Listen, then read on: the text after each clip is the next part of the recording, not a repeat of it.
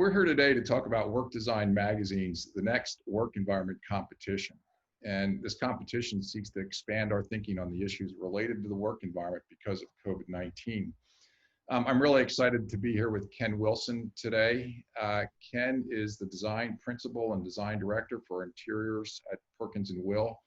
He's one of two global design directors for interiors there, and he serves on Perkins & Will's design board and sustainability council. His projects have been published in 7 different countries, and he's received over 120 national and local design awards. Ken, that's pretty impressive. And then in 2005, you were named Designer of the Year by Contract Magazine, and 2018 received ASID's Designer of Distinction Award, which honors a professional who has established a body of superior design work. So Ken, thanks. I'm really excited to have you here and hear some of your thoughts and inputs, on what the next work environment could be like. Maybe if I can ask you to start out and just tell us a little bit, about your background and some of the work that you're doing.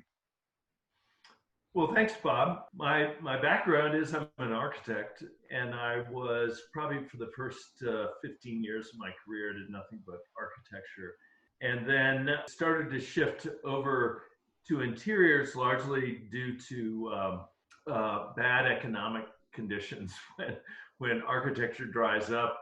Once I did, what I really liked about interiors was it was the parts of the building where people touched and came in contact with, and it's really where they lived. And I think that those spaces, what really started to interest me was how spaces affect people. And as I got into it and I did more and more work in the area of workplace primarily, you realize what an advantage good design is to any business, and how we could sort of enhance the human experience. And now, I focus a lot on human health and well-being as well as sustainability. We're spending most of our time indoors, and most of our waking hours are at the office. So really the office should be the best place you're going to be all day.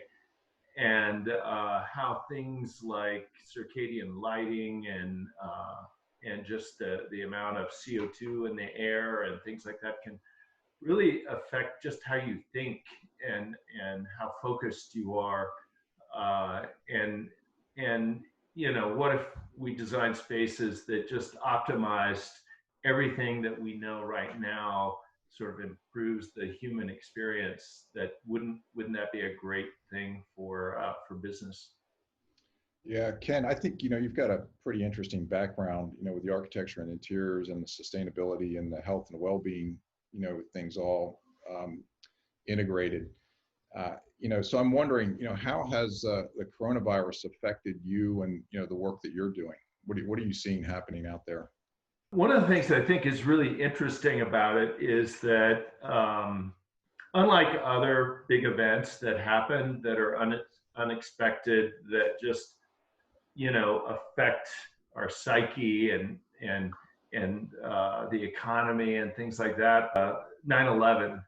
And but the thing about 9/11 was it affected primarily New York, and then also Washington, D.C., where I live. The thing about the pandemic is that it's affecting everybody globally at the same time. And so in a way, it's leveled the playing field. And in a way, it's a great experiment because basically, imagine you said like, hey, let's try this experiment where for, I don't know, several months, everybody's going to work at home. You can never do that, but that's exactly what we're doing. And so I've started to think about it as, okay, what if that was an experiment? What would you expect to get out of that? What knowledge would you learn about an experiment like this? And what would you come out of it doing differently or valuing more and that sort of thing? And for me, it's it's really taught us a lesson in the value of in-person connection, being together with other people, both, professionally and personally. I think that's the one thing everybody misses. And I think we're going to come out of this with this amazing sort of value of in-person connection. And I think we will come out of it. I mean, that's the other thing. People go, well, what's going to happen here? Is it going to be like this forever?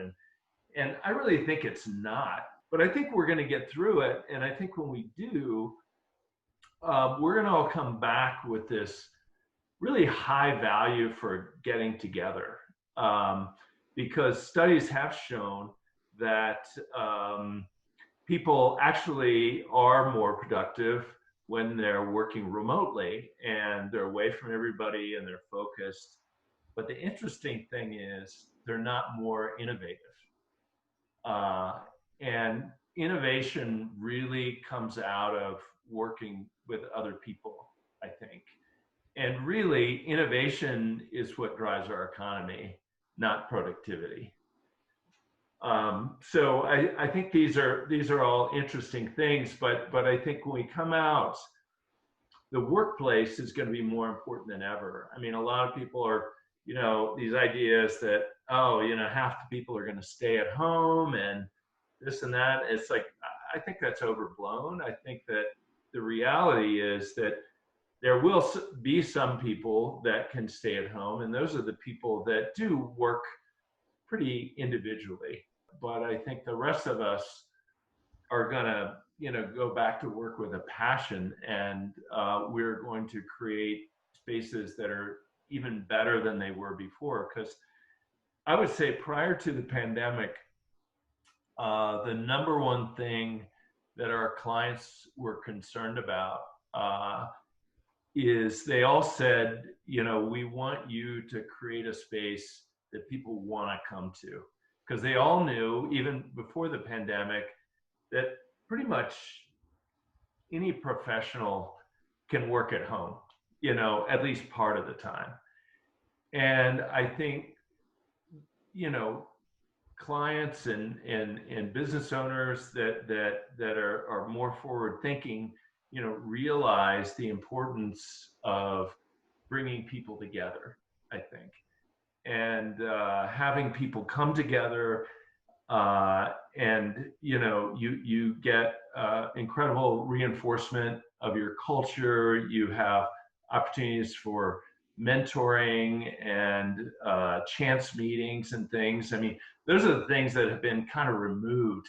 The chance meeting where you go get a cup of coffee and you see, oh, there's Betty. I wanted to ask you about this deal that we're working on or whatever. And you don't get to do that.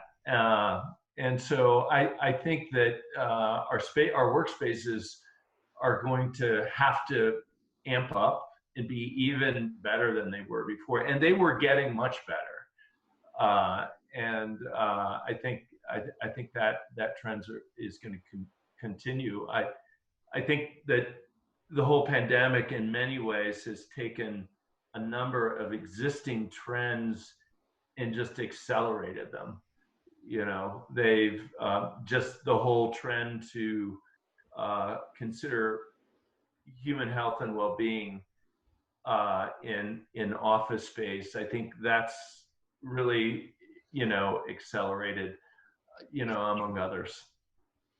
You've kind of alluded to some of the positive aspects of this. And so I'm kind of curious, what are the good things that you see that will come out of all of this, specifically for our workplaces? The biggest change are going to be more behavioral rather than physical. I mean, people are going to, they will come out of it with certain knowledge that they didn't, and think about things that they didn't before. And I don't think things will look dramatically different, but I think they will amp up in just, maybe it's in beauty and comfort and all these things that make us want to come to the office. I mean, when you think about it, it's, better technology, a healthier environment. I mean, one thing, just, just thinking about the air quality, and in a given, office building, about 20% of the air is from the outside, and the other 80% is just recirculated. And so, it's not like any of these things are going to cure all disease, but they're good best practices. And so I think we'll see, a lot of the things might be invisible. Most home mechanical systems don't have any outside air. You get that by opening the window. And when you can't open the window during the wintertime, or then you can actually trap, all kinds of things all kinds of pollutants in your house, and the CO2 can be higher, and everything else. And your office can be a much healthier place than your own house. As we start thinking about getting back into the workplace, what are the issues that you see that people have to deal with? Well, I think that just touching things, for one thing, I think we're going to see a lot of touchless controls and technology. So that will enable you to go in and out of a building and in and out of your office and go through security without really having to touch anything. Or have those controls on your smartphone. You can open a door or hail an elevator or control that. I mean, all that stuff's pretty easy. I think there'll be a lot of things in the office that we're used to touching that we won't have to anymore. Share some of your insights. How should they frame the way they think about this? As they're working on their submissions, what are the things they should be focused on, putting these ideas together? They have to design for flexibility. We're not sure how long this is going to last. We're not sure if there's going to be a second wave. I would hope that, the things that we can come up with are going to be just really well integrated. And I think, for example, we'll have, you go to a lot of office buildings, and you see that little container of sanitizer, on a little stanchion, and it just looks terrible, and you think, there's two things that I hate about, office building lobbies. There are those things, and then the walk-off mats. And you understand why the walk-off mats are there, and you understand why the sanitizer is there, but can't somebody make that stuff look better?